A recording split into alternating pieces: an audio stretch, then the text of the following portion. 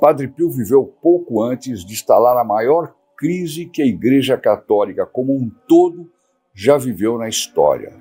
Então, o Padre Pio faleceu em 1968, né? Ou seja, depois do Concílio Vaticano II, instalou a maior crise que a Igreja já viveu em toda a sua história.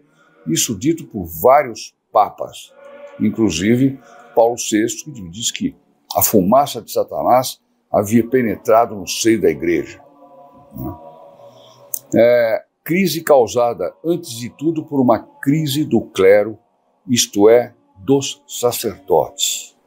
Então, Curadas foi canonizado para servir de exemplo de sacerdócio.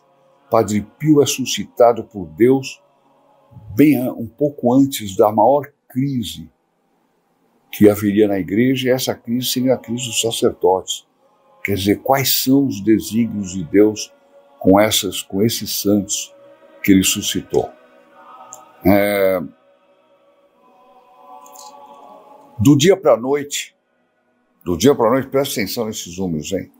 Cerca de 17 mil padres deixaram o sacerdócio.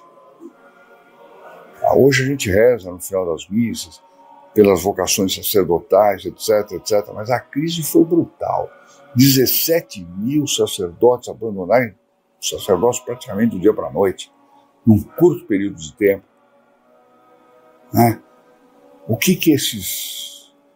Qual era a vocação desses homens, ou qual foi o tamanho de provação que eles não estavam dispostos a sofrer, ou qual era o tamanho da falta de santidade que tinha nessa época que fazia com que uma pessoa abandonasse assim o sacerdócio. O sacerdócio, cuja ordenação é um sacramento que imprime caráter na alma. Um sacerdote que abandona o sacerdócio, ele não deixa de ser padre. Ele vai ser padre até no inferno, se ele se condenar. Mas ele nunca mais deixa de ser padre. Não existe. Ele pode ser suspenso de ordem. Então o Vaticano dá licença para ele ficar suspenso de ordem, etc., não ter mais que exercer o sacerdócio, até porque ele vai fazer mal para muitas pessoas, né?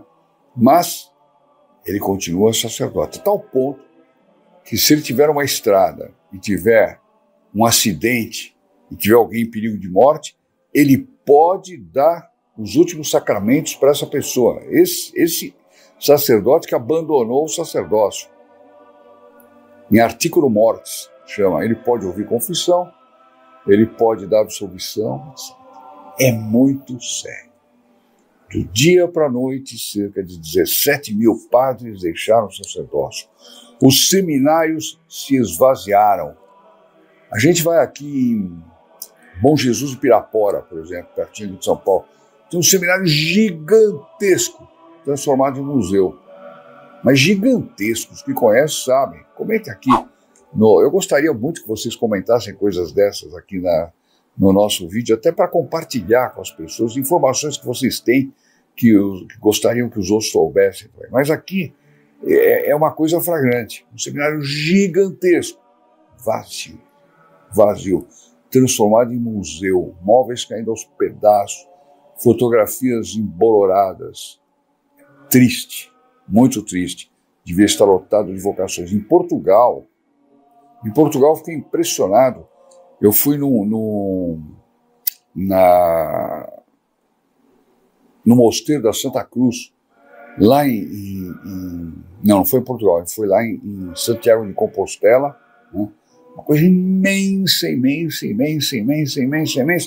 vazio, transformado em museu, lindo, maravilhoso, museu.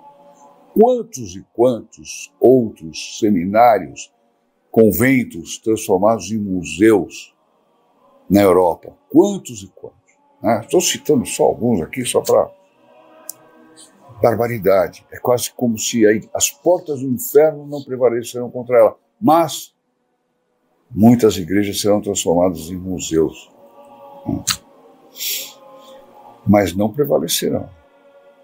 Tem como falar. Não prevalevam. Né? Bom,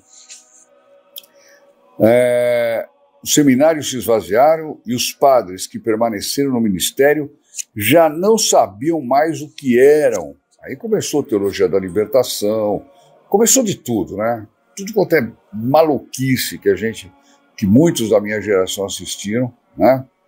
E muitos que são jovens hoje nem sabem o que era a igreja de outrora, a igreja de sempre, né?